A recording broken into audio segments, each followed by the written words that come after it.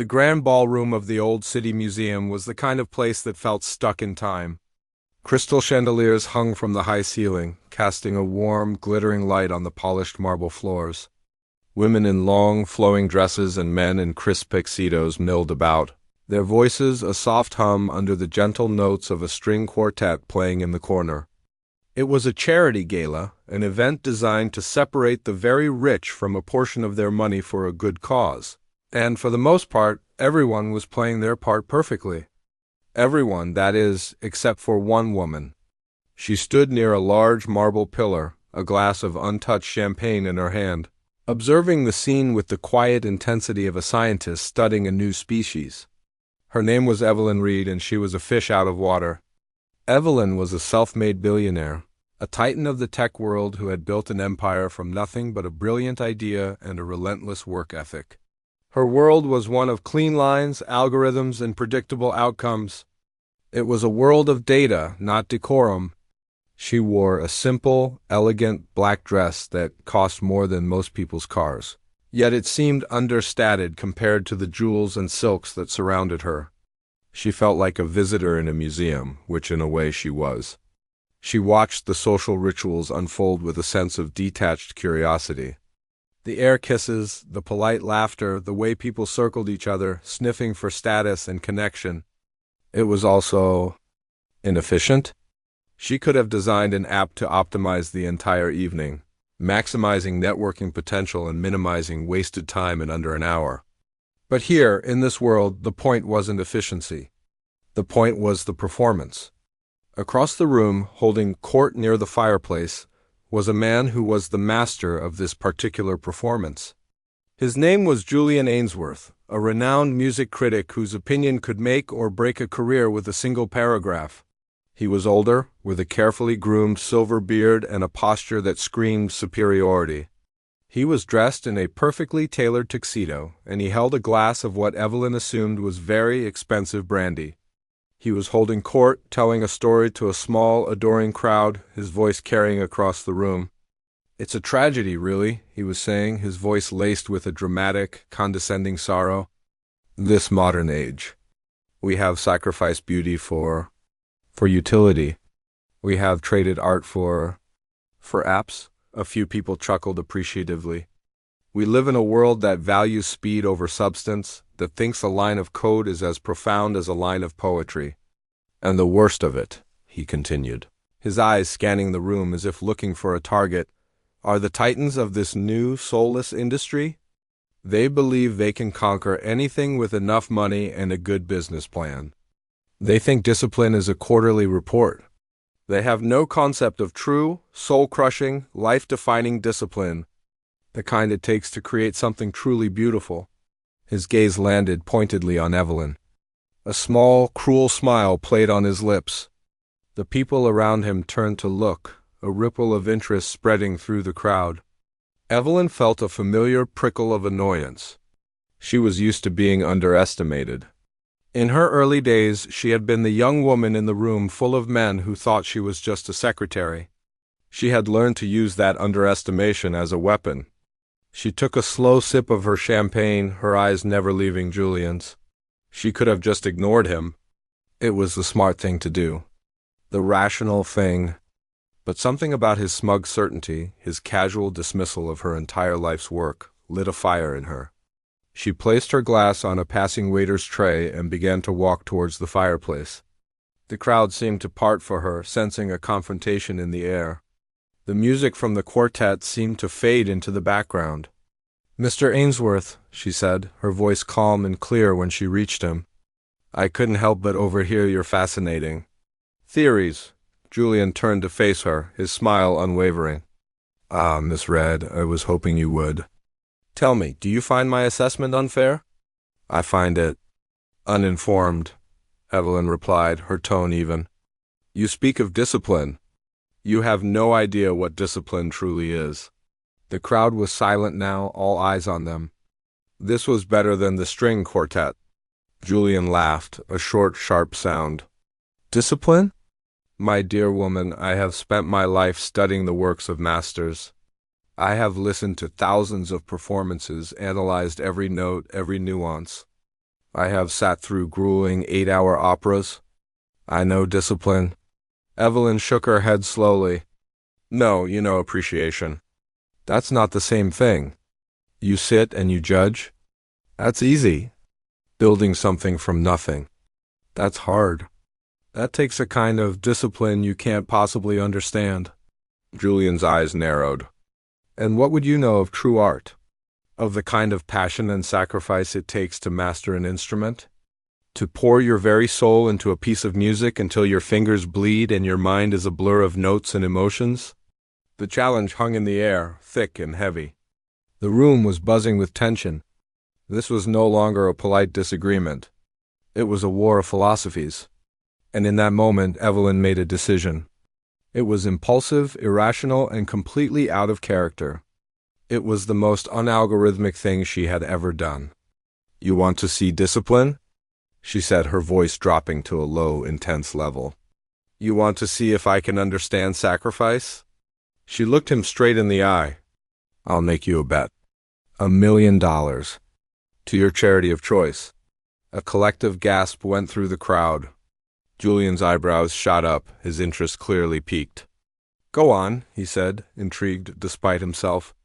I will perform on a concert stage in front of an audience. In 3 months' time, Evelyn said, her heart starting to pound in her chest. And you will be the judge. If you deem my performance to be of a professional standard, as you so value it, you write a public apology and admit that you were wrong about the people in my world. If I fail, I will donate $1 million to any charity you name. Julian stared at her for a long moment, a look of disbelief slowly turning into one of immense amusement. He saw it as the ultimate trap, a public humiliation for the arrogant tech billionaire, who thought she could buy her way into the world of art. He couldn't lose. And what, may I ask, will you be performing? He asked, a smirk playing on his lips. Chopsticks? Evelyn took a deep breath. She didn't know much about classical piano, but she had done her homework in the past.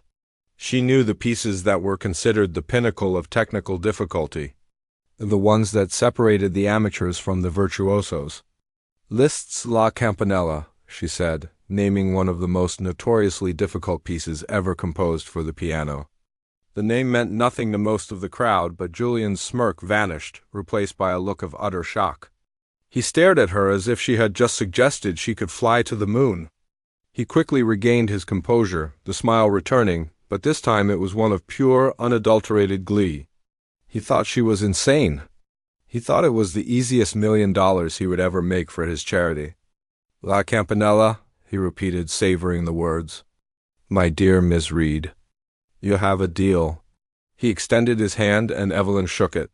His grip was firm, his eyes gleaming with the thrill of the kill. The room erupted in whispers. People were already pulling out their phones, the news spreading like wildfire. A billionaire tech CEO had just bet a music critic that she could master one of the hardest piano pieces in the world in 3 months. It was absurd. It was impossible. And everyone wanted to see what would happen next. Evelyn let go of his hand and turned and walked away, her back straight, her expression unreadable. She didn't look back. She could feel the weight of 100 stares on her, but she kept walking until she was out of the ballroom, in the cool, quiet hallway. Only then did she allow herself to lean against the wall, her hands trembling slightly. What had she just done? She didn't play the piano. Not really. She had taken a few lessons as a child, but she hadn't touched a piano in 30 years. She had just committed one of the most public and most likely one of the most foolish acts of her entire life. But as the panic began to set in, another feeling started to rise up to meet it. A small, defiant spark. It was the same feeling she had when she decided to drop out of college to start her company. The same feeling she had when everyone told her idea would never work. It was the feeling of a challenge accepted, and she had never, ever lost a challenge. The first light of dawn was just beginning to paint the skyline in shades of gray and pink when Evelyn finally got home. The penthouse was silent, a stark contrast to the noise and energy of the gala still buzzing in her head. She slipped off her heels, the cold marble floor a shock to her feet, and walked to the floor-to-ceiling windows. The city below was starting to wake up, a sea of lights beginning to flicker on. From up here, it looked orderly, predictable. A system of inputs and outputs. But she didn't feel orderly. She felt chaotic. The weight of what she had done settled on her, heavy and suffocating. La Campanella. The name echoed in her mind. She had said it with such confidence, such defiance. But now, in the quiet of the morning, it sounded like a death sentence. She didn't play the piano. Not really. A few dusty lessons as a child, a forgotten songbook in an attic somewhere. It was like betting someone she could fly a rocket ship to the moon. For a moment, a wave of pure panic washed over her. But then the old familiar feeling kicked in. The feeling of a problem to be solved. And Evelyn Reed was the best problem solver she knew. This wasn't art. It was a project. And every project had a methodology. By 9 o'clock, her assistant was fielding a flurry of unusual requests. Evelyn wanted a complete data analysis on La Campanella.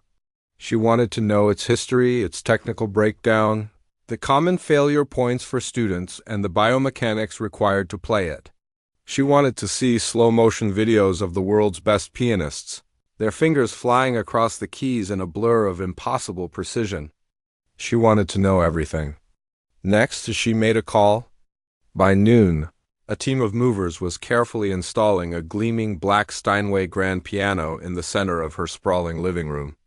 It was a magnificent instrument, a work of art in itself, its polished surface reflecting the city lights like a dark mirror. It cost more than a luxury car, but to Evelyn it was just a tool. The right equipment for the job. She ran her hand over the cool, smooth keys, expecting to feel some kind of connection, some spark of inspiration. But she felt nothing. It was just an object, a very expensive, very silent object. The final piece of her plan was the instructor. Her research team compiled a list of the top 10 piano teachers in the country. And she chose the one at the very top, a man named Mr. Chun. He was a legend in the classical music world. A stern, old-school disciplinarian who had trained a generation of virtuosos. He was known for his intolerance for nonsense and his unwavering dedication to the craft. He was perfect. When he arrived at her penthouse a few days later, he didn't seem impressed by the view or the piano or the fact that his client was a billionaire. He just looked at her with sharp, intelligent eyes. "So," he said, his voice gruff, "you want to learn La Campanella in 3 months?" It wasn't a question. "I do," Evelyn said, handing him a tablet. "I've prepared a detailed project plan.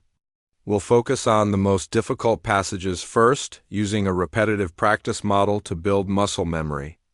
I've allocated 4 hours a day for practice, with an additional 2 hours for music theory and analysis. I've also ordered a set of finger-strengthening devices used by professional athletes." Mr. Chun glanced at the tablet for a second before setting it down on the piano, untouched. "We will not be doing that," he said simply. "We will start with a single C major scale, and we will not be using any devices." Evelyn was taken aback. This was not how she ran projects. But she had hired him for his expertise, so she nodded and sat down. The first few weeks were a special kind of hell. Evelyn approached the piano like she was debugging a line of code. When her fingers fumbled a passage, she would stop, go back, and try again, faster and harder, as if sheer force of will could make the notes obey. She used a metronome app, pushing the tempo higher and higher, her fingers cramping and protesting. The piano, which had seemed so beautiful and elegant, now felt like an adversary. Every wrong note was a system error, a bug she couldn't fix. The sound that filled her penthouse wasn't music. It was a series of frustrating, disjointed noises. Mr. Chun was patient, but his patience was a quiet, judgmental kind. He would sit in a chair watching her, occasionally making a quiet correction. "Slower," he would say. "Feel the weight of your arm. Let the key come to you." "I don't have time to feel," she snapped one afternoon after a particularly grueling session. "I need to execute." "You are executing nothing but noise," he replied, his voice flat. "You are attacking the piano. You must listen to it. It will tell you what to do." She wanted to scream. Listening was inefficient. Feeling was a waste of time. She was a billionaire. She was used to getting things done, to bending the world to her will. But this black and white beast in her living room refused to bend. The more she pushed, the more it resisted. Her progress was agonizingly slow. After a month, she could barely play the first 10 bars without making a dozen mistakes. The confidence she had felt at the gala had evaporated, replaced by annoying, constant frustration. She started to dread her practice sessions. The 4 hours a day became a prison sentence. She would sit at the piano, her shoulders tense, her jaw clenched, her fingers feeling like clumsy sausages on the ivory keys. She was exhausted, not just physically but mentally. For the first time in her life, she was facing a problem that her money, her intelligence, and her relentless drive could not solve. And it was terrifying. One evening, after yet another disastrous attempt at a fast passage, she slammed her hands down on the keys, creating a loud, discordant crash that echoed through the empty penthouse. "This is useless," she yelled, standing up and pacing the room. "This piece is impossible. The methodology is wrong. We're wasting time." Mr. Chun, who had been packing up his sheet music, stopped and looked at her. There was no anger in his eyes, just a kind of weary pity. "You are right," he said quietly. "We are wasting time. Then what are we doing wrong?" She demanded, her voice tight with emotion. "We are doing everything wrong," he said. "You come in here every day like you are going to war. You treat the music like an enemy to be conquered. You play with your head, with your ego, with your pride." He paused, letting his words sink in. "You are trying to win an argument with the piano." He gestured towards the silent instrument. "But music is not an argument. It is a confession." Evelyn stopped pacing. The words hit her with the force of a physical blow. A confession. She had spent her entire life building walls around herself, creating a persona of strength, competence, and control.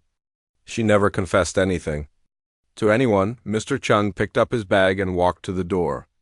"When you are ready to stop arguing and start confessing," he said without turning back, "then you might be ready to make music. Until then, I am just a very expensive babysitter." And then he was gone. Evelyn stood alone in the middle of the vast, silent room, the city lights twinkling indifferently outside. The grand piano sat before her, no longer a tool or a weapon, but a mirror. And in its polished surface, she saw a reflection of herself, frustrated, angry, and utterly, completely lost. The bet was no longer a challenge. It was a reckoning.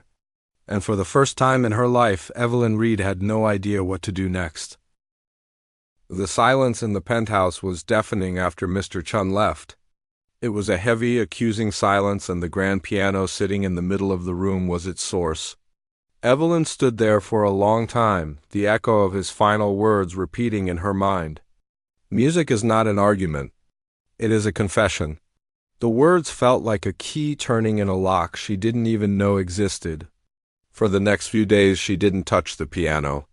She tried to bury herself in her work, diving into balance sheets and market analyses, the familiar world of numbers and logic where she was in control. But it was no use. The piano was always there, at the edge of her vision, a silent, black monument to her failure.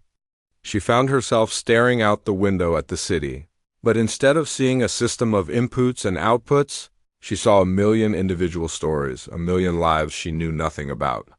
She felt a strange, unfamiliar sense of disconnection. She had built an empire to connect the world, but she had never felt more alone. One rainy afternoon, she gave in. She sat down at the piano, her fingers hovering over the keys. She tried to play, to go back to her old routine of drills and scales, but it felt hollow, empty. Every note sounded like a lie. She was arguing with the piano, just as Mr. Chun had said, and she was losing. She slammed the lid shut, the sound echoing her frustration. It was clear she couldn't do this alone. She couldn't do it with her old methods. She needed a new approach, a new teacher. But not another Mr. Chun. She needed someone who understood the confession. Her research team, used to finding data on market trends and competitor analysis, was given a new, Very strange task. Find a piano teacher who was less concerned with technical perfection and more with emotional expression. They came back with a list of names, but one stood out from the rest. Anya Petrova. She was a former concert pianist from Eastern Europe who had been a rising star decades ago, before mysteriously disappearing from the public eye. She now taught out of a modest apartment in a quiet old neighborhood. There were no fancy websites, no glowing testimonials from famous musicians.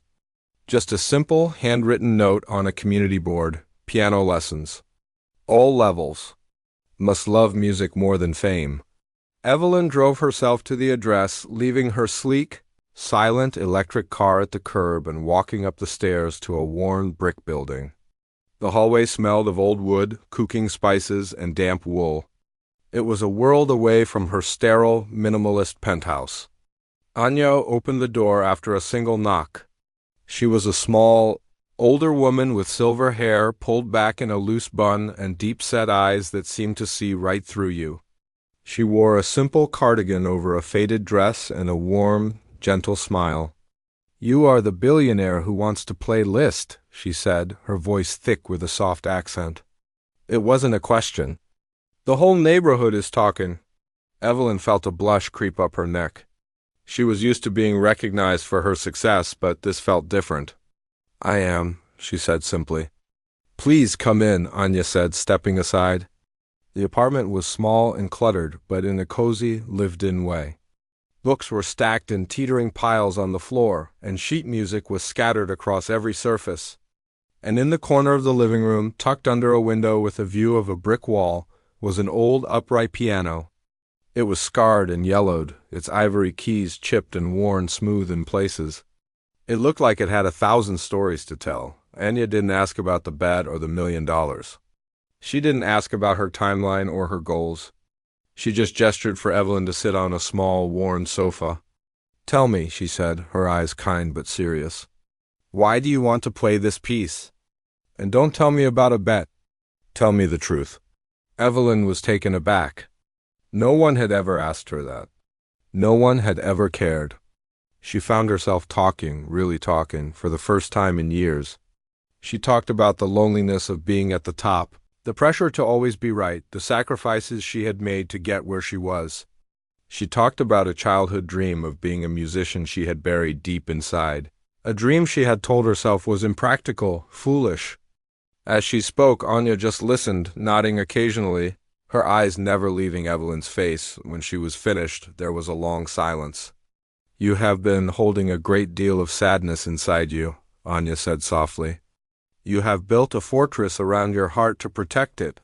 But a fortress also keeps out the light. Music is a way to let the light in." For their first lesson, Anya didn't have Evelyn play a single note. Instead, she played a simple, haunting melody on her old piano. "Now you play it back," she said. "But don't worry about the right notes. Just play how it makes you feel." Evelyn hesitated, her fingers clumsy on the unfamiliar worn keys. She stumbled through the melody, hitting wrong notes, her timing off. It was a mess. "Good," Anya said, a smile in her voice. That was not an argument. That was a beginning. The weeks that followed were unlike anything Evelyn could have imagined. They didn't just practice La Campanella. They listened to old recordings of Anya's performances. They talked about the composers, about the joy and the pain they had poured into their music. Anya would ask Evelyn to close her eyes and imagine a story, then try to tell that story on the piano. It was frustrating at first. Evelyn wanted to be given the solution, the algorithm for playing the music perfectly. But Anya refused. "The music is not in the notes," she would say. "The music is in the silence between the notes. It is in the way you touch the key, the way you breathe. It is in the story you are telling." Slowly, painstakingly, Evelyn began to understand. She started to see La Campanella not as a fortress to be conquered, but as a story to be told. The frantic, lightning-fast passages were the chaos and anxiety of her early days, the sleepless nights and the constant fear of failure. The delicate, bell-like notes were the loneliness she felt in her empty penthouse, the quiet moments of doubt that no one ever saw. The powerful, thundering chords were her ambition, her drive, her refusal to be beaten. She wasn't just learning to play the notes. She was learning to put her own soul into them. One evening, after a long lesson, Anya put the sheet music for La Campanella on the piano stand. "Play for me," she said. Evelyn took a deep breath and placed her fingers on the keys. She closed her eyes and thought about the journey that had brought her here. She thought about the arrogant man at the gala, the frustration with Mr. Chun, and the quiet wisdom of Anya. She began to play. It wasn't perfect. There were still missed notes and shaky passages, but it was different. The music had a life, a breath, a heartbeat. It was filled with a raw, honest emotion that she had never felt before. It was her confession. When she finished, she opened her eyes and looked at Anya. The older woman had tears in her eyes. "Now," she said, her voice thick with emotion. "Now you are ready." The night of the recital arrived with a cold, steady rain that slicked the city streets and reflected the neon signs in shimmering, distorted puddles. Inside the small but respected recital hall, however, the atmosphere was warm and thick with anticipation. It was a full house, a strange mix of people drawn together by the promise of a spectacle. In the front rows sat the old money elite, the patrons of the arts, who looked upon the evening with a kind of detached academic curiosity. Scattered among them were reporters from tech and lifestyle magazines, their cameras ready, their notebooks open. They were here for the story of the hubristic billionaire about to get her public comeuppance. And then there were the classical music purists, the true believers, who had come to witness the desecration of a masterpiece. They sat with their arms crossed, their faces set in grim disapproval. It was less of a concert and more of a public trial, and Evelyn Reed was the defendant. In the front row, center seat, sat Julian Ainsworth. He looked utterly relaxed, a picture of serene confidence. He had a small notepad and a pen resting on his knee, ready to jot down his observations. He had already mentally composed the first line of his review, in a testament to the arrogance of the modern age. A titan of industry yesterday attempted to reduce art to a transaction, and the result was as hollow and tone-deaf as one might expect. He allowed himself a small, satisfied smile. The evening was going to be delightful. Backstage in the small, cramped dressing room, the air was quiet. Evelyn sat in a simple wooden chair, her hands resting in her lap. She wasn't pacing. She wasn't frantically reviewing sheet music. She was just breathing, in and out. She wore the same simple black dress from the gala, a quiet nod to the woman who had started this journey. But she felt nothing like that woman. The fear was still there, a low hum beneath her skin, but it was different. It wasn't the fear of failure, of looking foolish.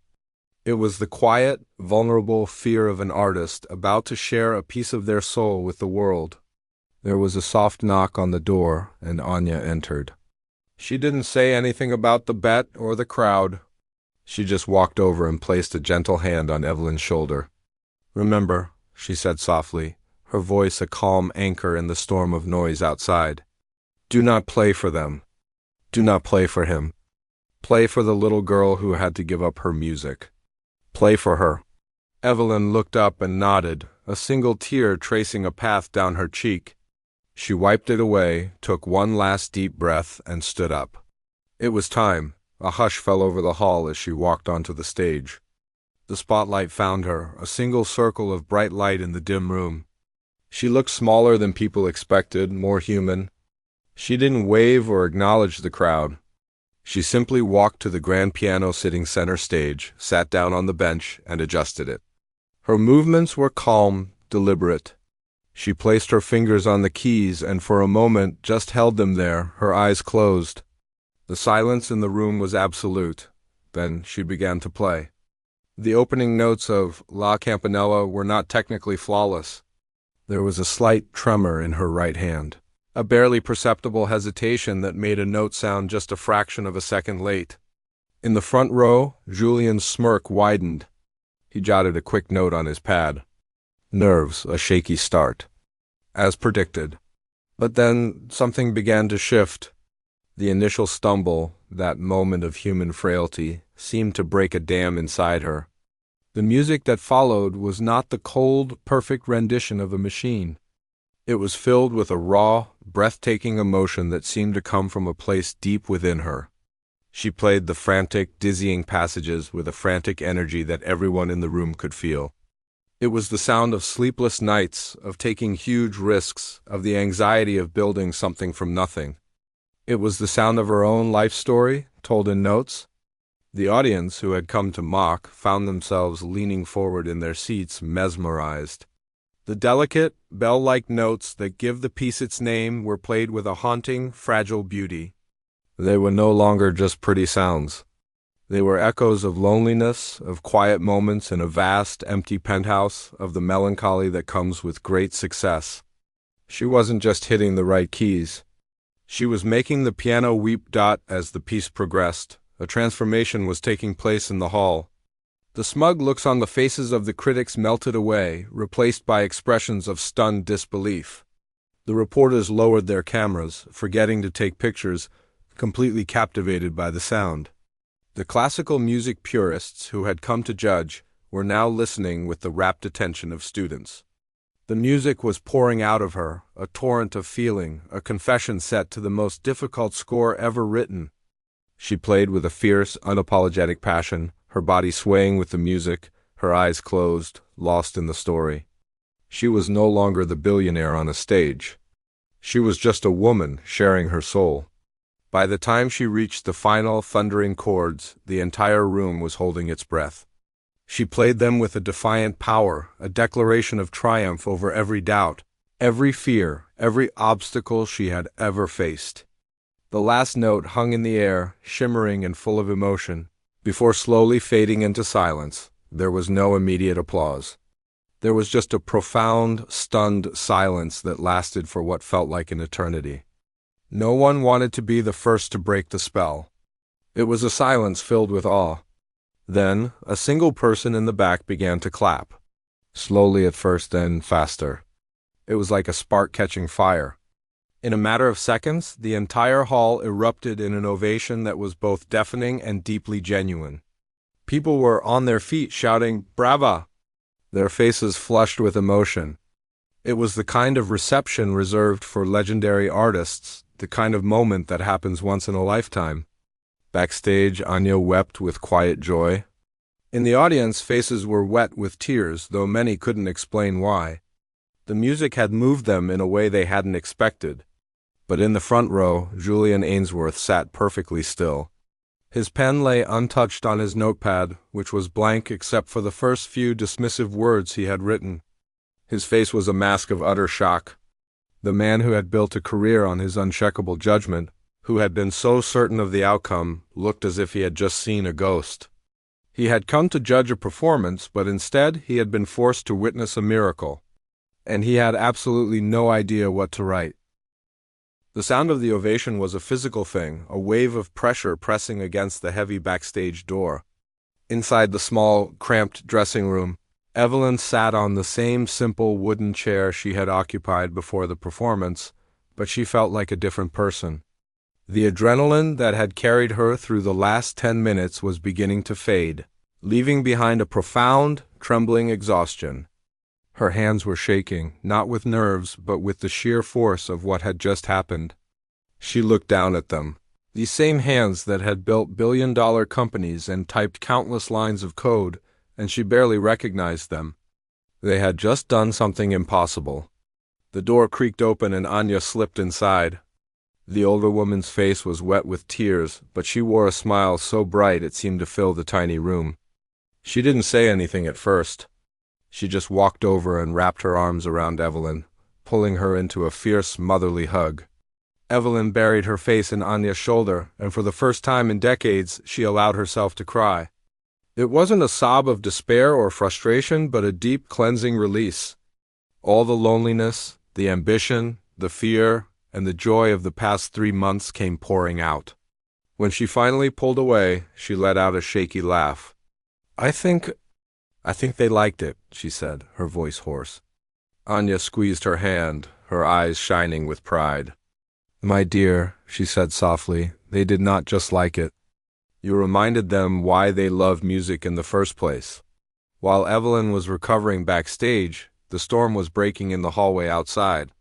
Julian Ainsworth remained in his seat long after the crowd had begun to disperse, the roar of the applause still echoing in his ears. He looked down at his notepad. The page was almost entirely blank, except for the first few arrogant, dismissive words he had written at the beginning of the performance. They now seemed like they were written by a stranger, a man he no longer recognized. He felt a strange sensation, a crumbling of the very foundation upon which he had built his entire career and identity. He had always believed that art was something to be classified, judged, and guarded by those with the knowledge and refinement to do so. He was a gatekeeper. But tonight the gates had been blown wide open, not by a technical master, but by a raw, honest confession. He had been so focused on the notes that he had completely missed the music. Slowly, he stood up and walked towards the backstage area, his heart pounding with a nervousness he hadn't felt in years. He found her there, leaning against the wall, sipping a glass of water, a quiet, peaceful look on her face. She saw him approaching, and her expression didn't change. There was no smugness, no triumph in her eyes, just a calm curiosity. He stopped in front of her, holding his useless notepad in his hand. For a moment, he didn't know what to say. The words he had prepared for a victory or a defeat felt utterly meaningless. He started, then cleared his throat. I have no words. Evelyn just looked at him, waiting. I was wrong, he finally said, the words feeling foreign and difficult in his mouth. I was arrogant, and I was cruel, and I was completely, utterly wrong. He looked down at his blank notepad and then back at her. I came here tonight to judge a performance. But I wasn't judging a performance. I was judging a person, and I didn't even see her. I heard the notes, but you told a story, and it was the most honest thing I have ever heard. He extended his hand, not as a critic to a performer, but as one human being to another. You won the bet. But more importantly, you taught me a lesson I will never forget. Evelyn took his hand. Her grip was firm but gentle. Thank you, she said simply. And in that moment, the animosity between them dissolved, replaced by a mutual, unspoken respect. The next morning, the world woke up to the story. It wasn't just a news item. It was a cultural moment. The internet exploded with clips from the performance, filmed on shaky phones by members of the audience. The videos went viral, not with the title Billionaire, fails at piano, but with headlines. Like the performance that brought a concert hall to tears and a CEO's shocking musical. Confession. Tech blogs wrote about how she had disrupted the very concept of artistic expression. Classical music forums, once filled with skepticism, were now alive with passionate debates about emotion versus technique. The story had transcended the bet. It was no longer about a rich woman trying to prove a point. It had become a powerful, universal story about vulnerability, second chances, and the idea that it's never too late to rediscover a lost part of yourself. People didn't just see a billionaire playing the piano.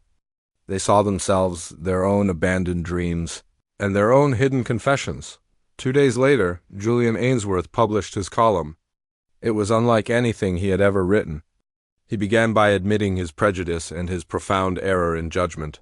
For years, he wrote, I have held a ruler up to art, measuring its worth in technical perfection and historical accuracy.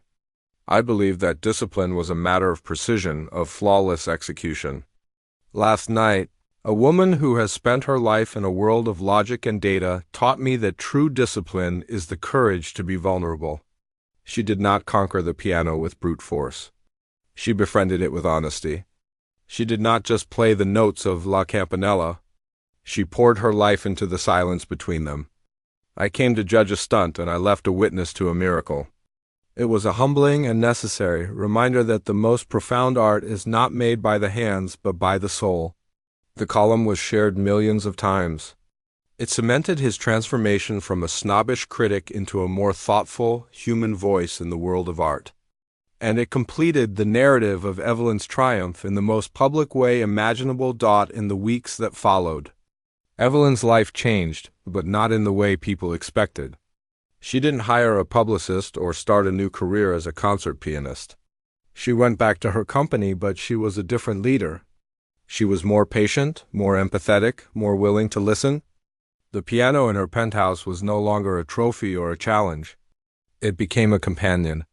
Often late at night, after the city had gone to sleep, the soft sound of a simple melody could be heard drifting from her windows. It wasn't Liszt, it wasn't anything complicated. Sometimes it was just a simple children's song, a melody she faintly remembered from a lifetime ago. She played for herself and for the little girl she had once been, the one who had to give up her music for a more practical path.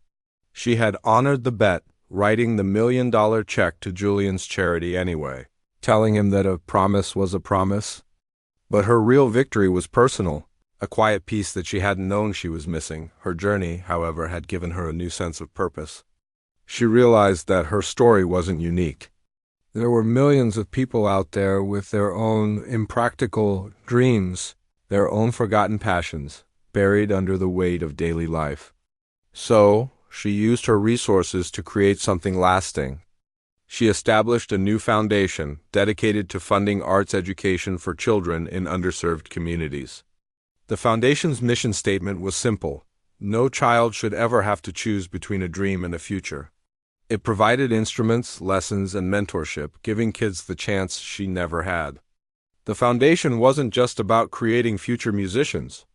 It was about giving young people the confidence and the joy that comes from creating something beautiful. The story of the piano bet became a legend, a modern fable about a woman who made a ridiculous bet and in the process found her soul. But for Evelyn, the most important part of the story wasn't the performance or the victory. It was the quiet moments that followed, sitting at her piano in the middle of the night, playing a simple melody and finally feeling whole.